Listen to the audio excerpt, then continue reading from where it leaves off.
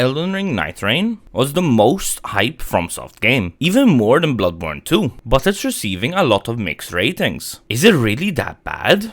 Starting off at the new roundtable, I take a quick look around, exploring the shoreline and the garden. Wow, this game is such a beaut already. Back inside, there's a knight statue near the bell, which lets you select which class you want to play as. There are 6 default playable characters and 2 unlockable ones. More to come in the DLC accordingly, which I'll show you how to unlock later in this video. The default characters are Wilder the Fighter, Guardian the Furry Tank, Iron Knight the Archer, Executor the Sekiro Paragod, Raider the Barbarian, and Recluse the Sorcerer. And since I really like magic, and for no other reasons, I'm picking the Recluse. So let's get these runs started.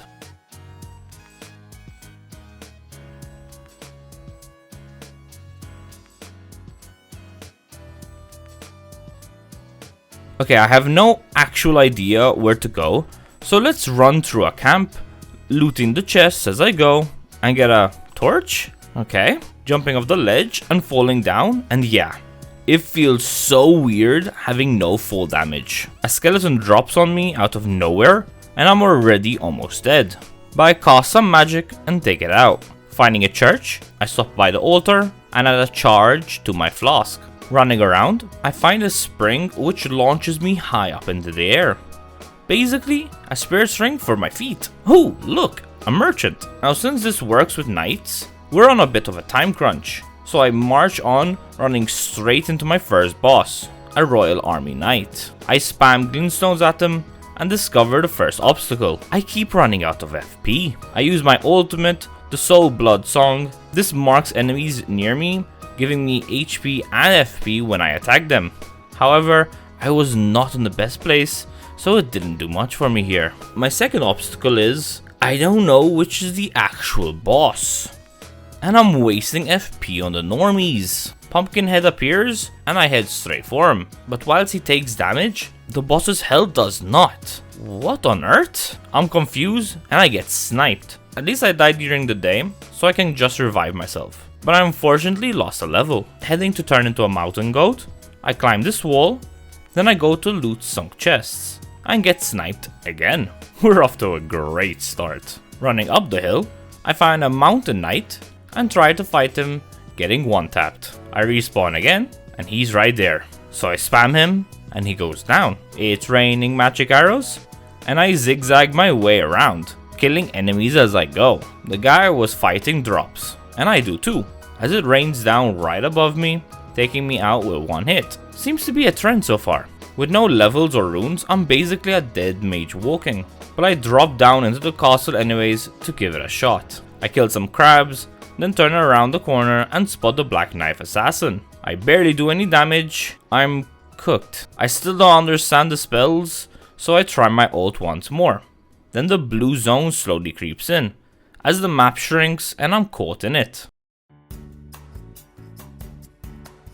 I spawn back in, and it's about to turn to night. So I run towards the tree, and the first wave of demi-humans spawn in. I take the chief out pretty easily, but then a litter of them jump on me. Daggers first, and I'm defeated. Going into the second run, I was a bit more prepared for what's to come. First, I head southwest to the church and charge up my flask. Then I kill a scarab, which dropped the Staltwood Horn Charm. Some more wall climbing. The statue looks like it's hiding something, but I can't break it. I probably need someone else to break it for me. Oh look, the Spectral Hawk. This is what I can use to get around the map. I don't need it right now, but it's good to know. Entering another church, I add another charge to the flask. Then I leap off the cliff and climb the other one, running over a sleeping dog, then attack the archer.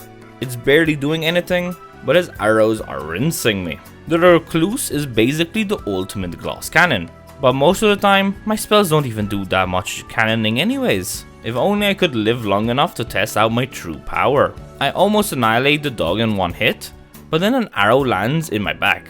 Respawning, I take out 2 dogs, then spam the glintstone as I hop from one leg to another.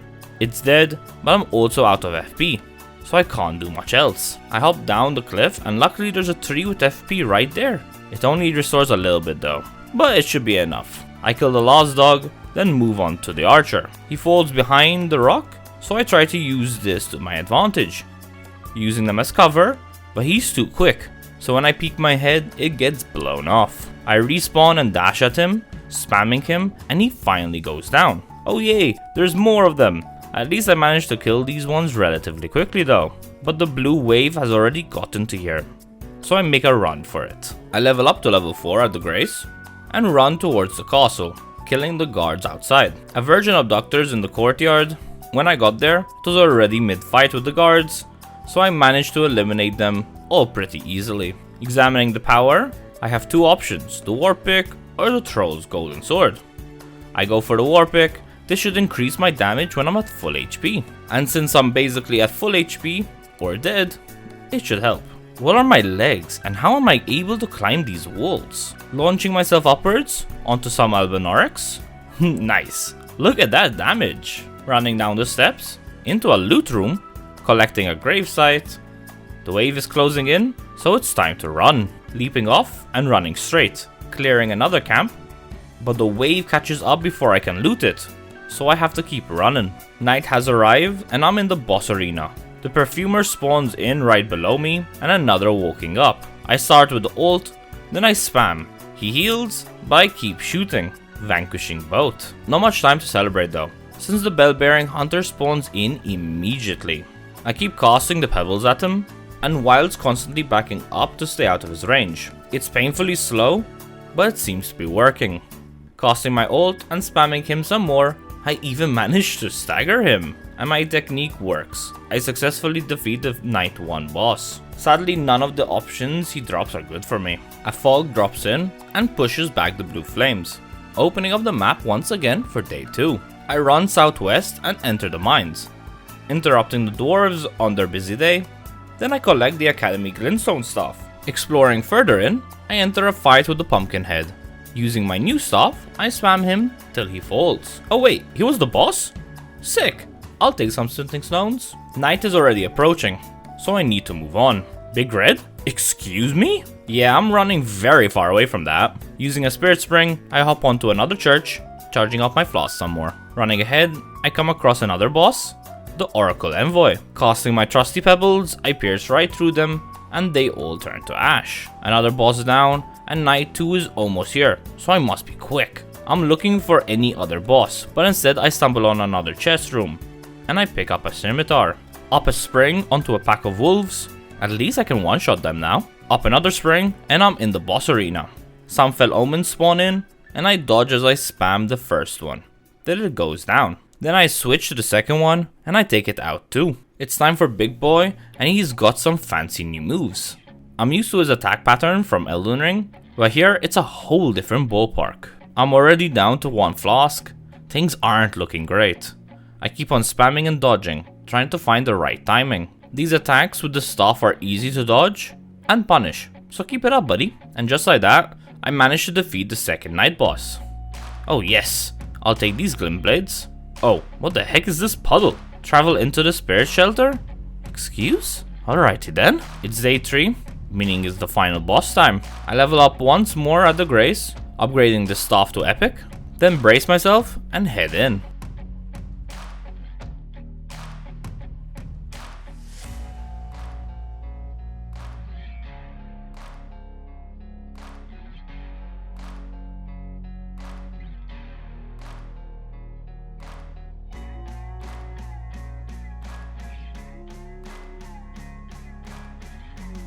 That wasn't ominous at all. Ooh, a sandpit playing.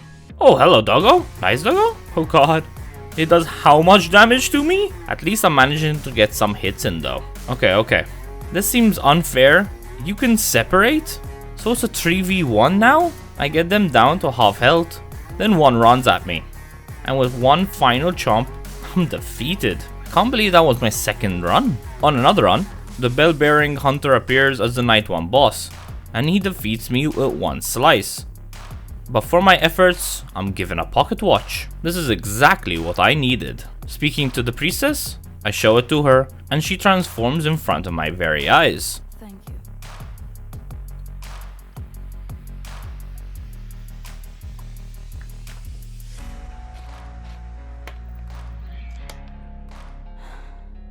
I've had quite enough of all the ceremony. Oh wait, she's the dude? She's the Duchess?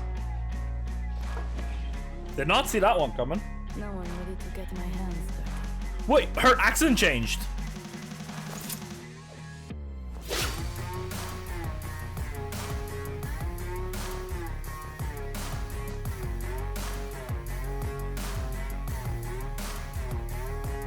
This way does not hold yet. Excuse? All that's left to unlock is the Revenant. And there she is. Well, her ghost.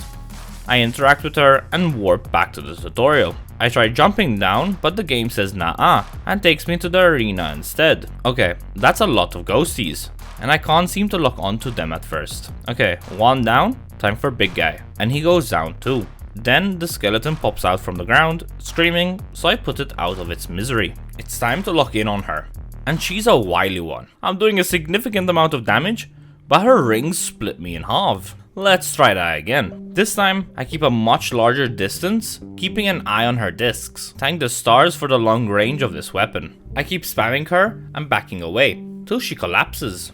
And with that, all playable characters have been unlocked. I switch over to the Revenant to see how she is as a character, and head over to the training grounds for some practice. Okay, so I can summon spirits with my harp, but I can only have one at a time. I have a claw-like attack, which I can also charge up, and I can repel enemies.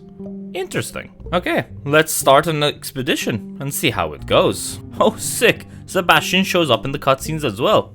Cool.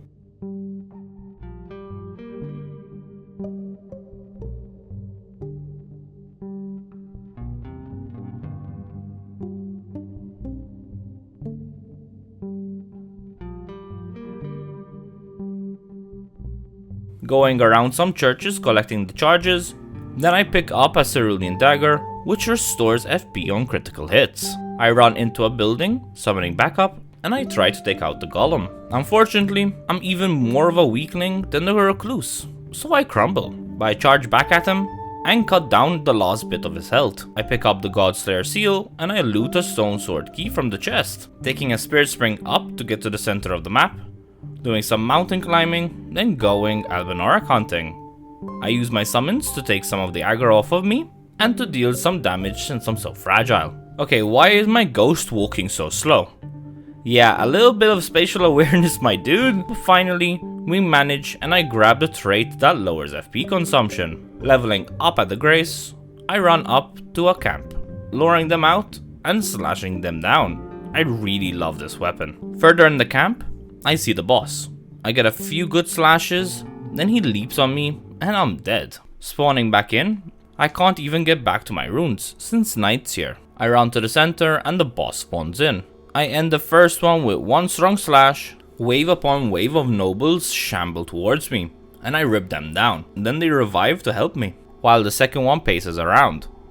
But I keep charging at him and clawing him to shreds. However, as soon as the bell-bearing hunter spawns in, he takes them all out in one swift sweep. My slashes aren't too bad, but I need to stand close for them to hit, leaving me open for attacks. So I use my summons once more to pull aggro, and I slash from behind. My summon manages to stagger him, and I follow it up, but as soon as he's back on his feet, he kills Sebastian, and I quickly follow. I try some more runs, always managing to take down the mini-bosses,